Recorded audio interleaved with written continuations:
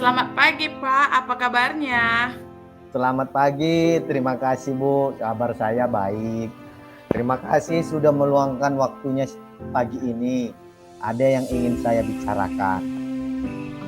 Oke, silakan. Obrolannya sebentar aja ya, sekitar 10 sampai 15 menit. Apa nih yang Bapak ingin bicarakan pada pagi hari ini? Jadi begini nih Bu, kondisi sekarang ini kondisinya semuanya menjadi tidak menentu karena jalan menuju sekolah belum beres. Hal ini dampak dari perbaikan jalan kebon dan ditambah lagi saat ini lagi musim hujan.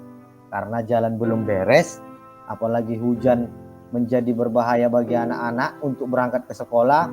Hal ini menjadi alasan murid saya untuk tidak berangkat sekolah dan akhirnya saat di rumah pun tidak belajar.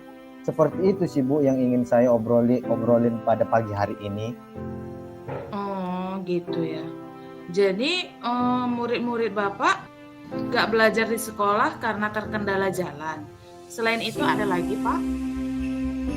Saat ini sekolah kami mencoba dengan cara pembelajaran daring, tapi kurang efektif, Bu.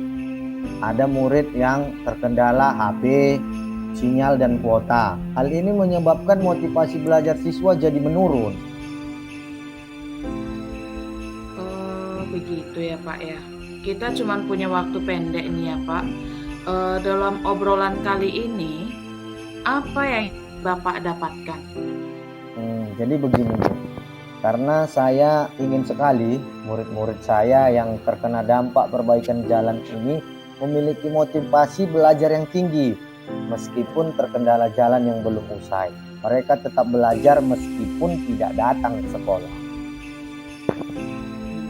Oke, supaya murid Bapak tetap belajar meskipun belajarnya di rumah gitu ya, Pak ya? Iya Bu, supaya motivasi belajarnya tinggi, supaya dapat mengerjakan dan mengumpulkan tugas yang diberikan guru. Jangan sampai tingkat kehadiran dan pemahaman akan materi pelajaran menjadi tertinggal dari murid yang lain saat pembelajaran secara daring. Oh, oke. Nah, kalau dari pengamatan Bapak, murid yang dikatakan memiliki motivasi belajar itu seperti apa ini, Pak ya? Jadi murid yang dikatakan memiliki motivasi untuk belajar secara daring itu apabila mereka aktif merespon di grup WhatsApp, baik bertanya maupun mengerjakan tugas yang diberikan. Oke, jadi aktif itu yang sering bertanya dan mengerjakan tugas ya Pak ya. Terus selain itu apa lagi Pak? Apalagi ya? Oh, mungkin memiliki catatan materi di bukunya. Oke, nah jadi ada 4 ciri ya. Aktif bertanya, mengerjakan tugas, dan mencatat materi yang ideal. Sepertinya seperti itu ya Pak ya? Nah, kalau yang ideal itu ada nih angka 10. Sekarang murid Bapak Marbun yang belajar daring, kalau dari angka 1 sampai 10, berada di angka berapa dalam pencapaian tujuan motivasi belajar tadi, Pak? Beragam sih Bu, tapi kalau dirata-ratakan ada di angka 5. Bingung juga sih. Posisinya ada di angka 5 ya, menurut Bapak. Ini menurut Bapak ya, apa kendalanya sehingga ada di angka 5 itu, Pak? Kalau dibilang masalah kendala itu Bu, paling tidak itu karena faktor keluarga dan lingkungan juga berpengaruh. Ada juga murid yang tidak mempunyai HP, terkendala sinyal dan jelek dan tidak punya kuota. Termasuk banyak juga tantangan ya Pak ya. Oke, nah Bapak sendiri kalau di angka 10 sepertinya agak susah ya Pak ya. Kalau Bapak Marbun ingin lihat murid-muridnya berada di level berapa untuk motivasi belajar tadi Pak? Dengan kondisi seperti ini saya sih inginnya di angka 7 sudah baik sih Bu. Oh, apa yang bisa Bapak lakukan untuk mencapai angka 7 tersebut Pak? Sebenarnya itu yang saya pikirkan mungkin ada guru yang mendampingi saat mereka belajar daring. Bentuknya bisa berkelompok di salah satu tempat. Oke.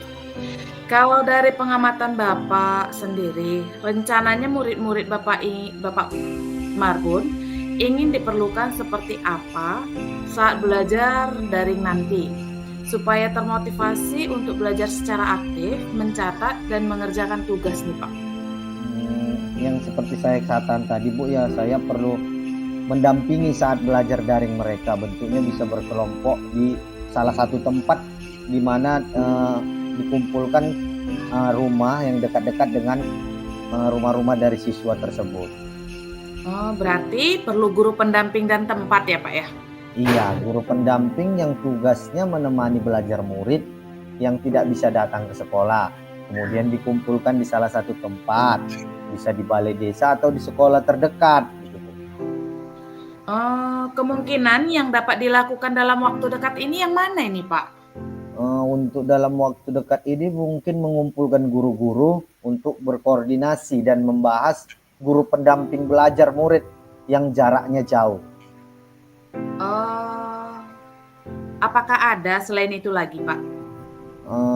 Ada Bu, mengelompokkan murid yang terdampak dari jalan tersebut dan menghubungi kepala desa setempat agar membantu dalam mengumpulkan anak-anak.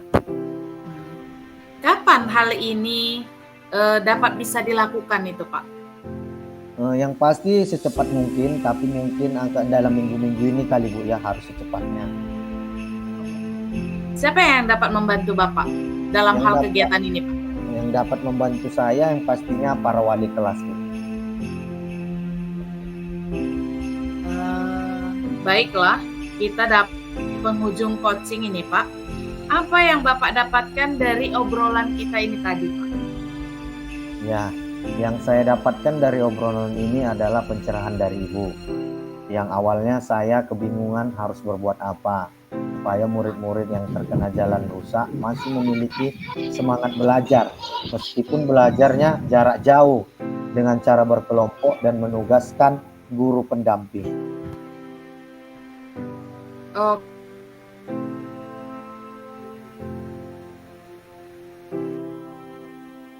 Cerita Bapak setelah berkoordinasi dengan rekan sejak Bapak. Oke Bu, terima kasih Bu.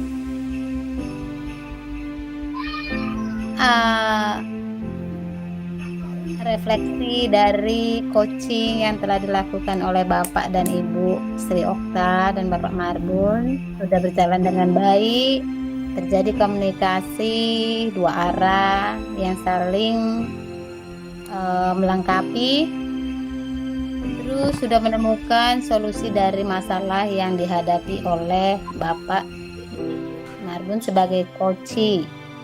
Dan sudah terlihat rencana atau tindakan yang dilakukan dalam aksi untuk masalah yang dihadapi. Demikian sebagai observer.